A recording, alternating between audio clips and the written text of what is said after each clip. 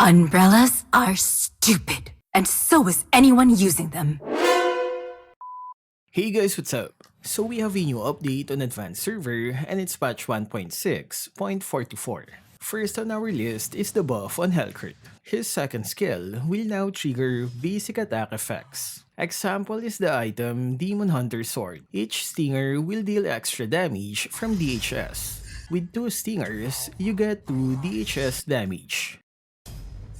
And with 5, you get 5 DHS damage. This will make him good against high HP enemies. Previously, he can't do that because he relies on raw damage, but with the new effect, he can melt those high HP targets. If the stinger hits more than one enemy, DHS damage will be dealt to the other targets as well.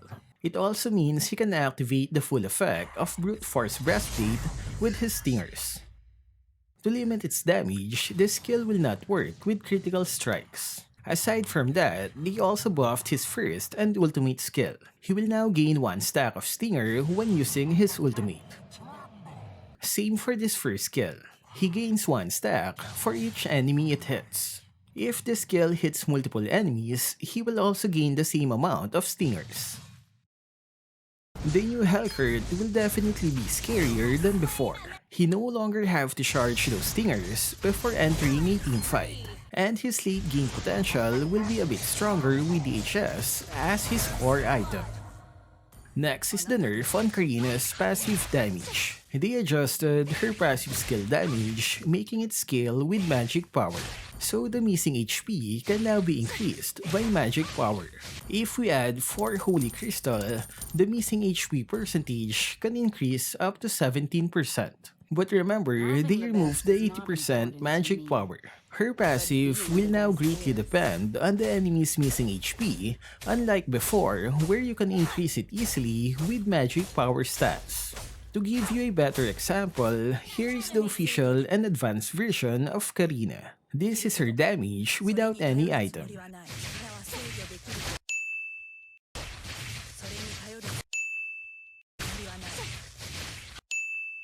From the test, we can see the passive damage is lower with the new Karina.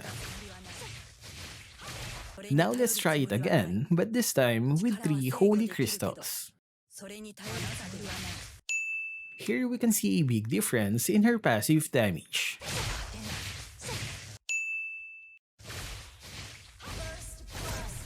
This happened because her passive is mainly based on missing HP, unlike before where magic power plays a big part on her damage. I think they wanted to remove the Karina tank build, but I guess it got too nerfed. Hopefully they adjust it more on the next update.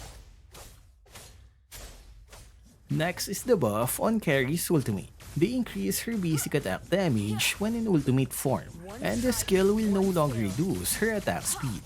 In exchange, they had to increase the cooldown of her ultimate to 40 seconds on all levels. So higher damage and faster attacks when in ultimate form. Will she replace Karina tank after the update?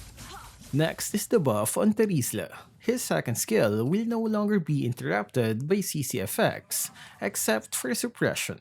It's not like Martis' second skill, where he gains CC immunity for the duration of the skill.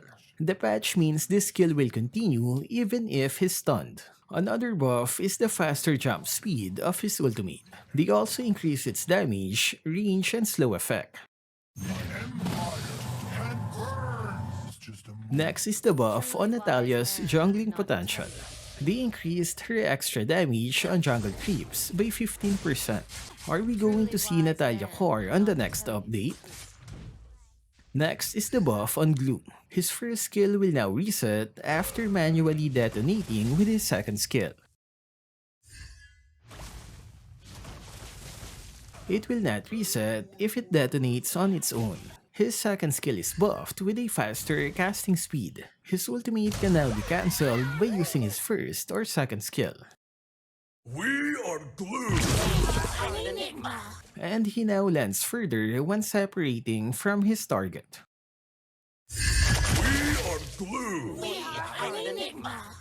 Next is the nerf on physical Bane. They nerfed his passive damage by lowering its attack scaling. In exchange, they buffed his other magic skills.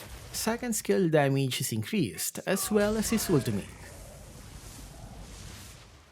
Next is the nerf on Aamon. His second skill will no longer make him enter camouflage state if it hits a minion or if it misses. This nerf was removed on the last update, but now it's back. So the only time you can enter camouflage state with his second skill is if you hit an enemy hero or a jungle creep. They also added a new counter for his shards. You can now see how many shards are there before using your ultimate. Next is the return of Minotaur's buff. They will be testing and adjusting all of his skills, so expect more changes on the next update. What's missing is the buff on Kaja. No Kaja news on this patch. I guess it was cancelled totally by the developers. Next is the buff on Aulus. Higher physical attack per stacks on his passive. They also increase the damage of his enhanced basic attacks. Next is the nerf on Yin. Lower HP and weaker passive damage boost. Next is the new effect on Retribution. You can now see an indicator if your Retribution can be used to kill the Lord or Turtle. The icon will have a red slash. It only works on the Lord and Turtle. Normal jungle creeps doesn't have this effect. And just like the Retribution, the spell Execute also has a new indicator. It will let you know when you're ready to kill still your allies. This is what it looks like with multiple enemies. KS Kings, now is your time to shine. Last one is the new Hanabi voice. Let's listen to what this ninja has to say. See any other ninjas around here? Show me that umbrella and see what happens. Umbrellas are stupid. And so is anyone using them. The enemy often knows you better than you do. Grin and fight back. Hanabi, Sanjo, I will be Akakage. I will not lose. Never. I'll be the blade in your hands. Kunai, an extension of my heart.